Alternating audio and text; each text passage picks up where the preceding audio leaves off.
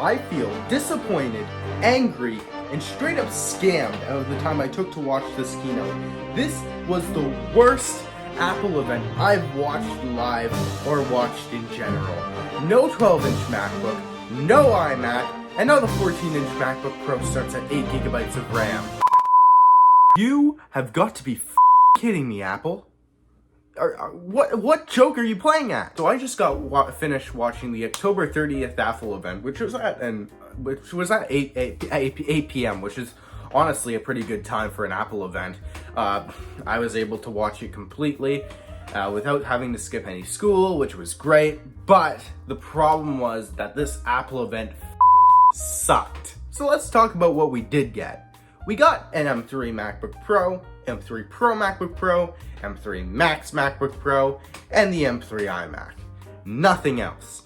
Nothing else. We also got the M3 family in general, but who cares about that? Apple. I personally set my expectations so low. All I expected really was an M3 MacBook Air, an M3 MacBook Pro, and an M3 iMac, and an M3 iMac Pro. But I got none of that. Well, if I'm being honest, I did get some of it, the M3 MacBook Pro and the M3 iMac. But those were basically expectations, and that was terrible at that. So first off, they managed to make the M3 MacBook Pro worse. So the M2 MacBook Pro 13-inch was being replaced by the 14-inch MacBook Pro with the base model M3 chip, which is all fine and good. But the problem came when I looked at my phone at the end of the event and saw that the base model for that machine is 8 gigabytes of RAM. And that machine is 2,100 Canadian dollars, which is honestly absurd for a premium machine with 8 gigabytes of RAM. And the reason I'm saying this is worse, because it's obviously better in specs than the M2 13-inch MacBook Pro, but it's worse because it's worse value. You're paying more for getting less. $2,100 is outrageous for an 8 gigabyte of RAM computer, no matter what brand it comes from. I know Apple's technically expensive and a premium brand, but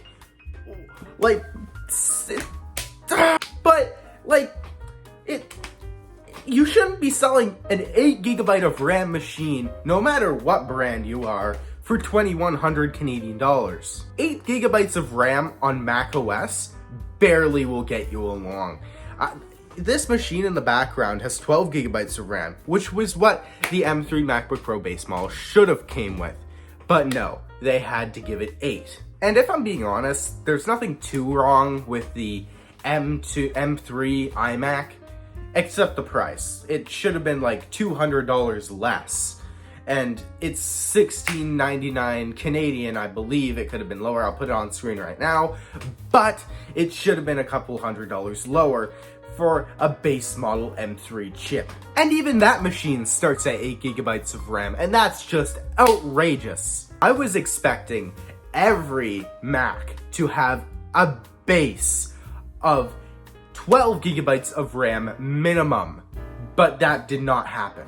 The only good thing that's gonna come out of this event is that the prices of the older iMacs and the older MacBook Pros are gonna come down on refurbished shops, which will mean you'll be able to get it for a lower price. Except for the space black color, which is honestly a pretty awesome color, there is no reason you should be getting the M3 MacBook Pro. Any of them, honestly. You could get a decently competent machine in the refurbished shop for substantially less, especially if you wait. And you know what made me the most angry about this event being so disappointing?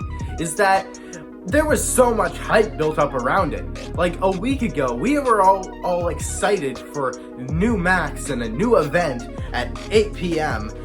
Eastern time. And we were just so excited to see these new products. And there was so much hype around it. But what we got was so disappointing. Like, I feel owed a refund of the time in my life that I spent watching that keynote. I usually don't do rant style videos like this, but this just warrants one, because this event was so utterly disappointing and terrible that it's honestly making me completely mad. And the other thing that I was upset about is that they didn't release an M series MacBook 12-inch. All I want, Apple, is a 12-inch MacBook with the M1 processor and 8 gigabytes of RAM and 256 gigabytes of storage. But I can't even have that. I wasn't even expecting it at this keynote, and I'm still disappointed it did not happen. But anyway, thank you guys for watching. I'm sorry this video was long and ranty, but I had to get these feelings out over this Apple keynote because I'm angry that I spent my time watching it and paying attention to it and every moment. But it's such a disappointment that it's not even funny. But anyway, thank you guys for watching. Comment, like, subscribe, and I'll see you guys later. Bye.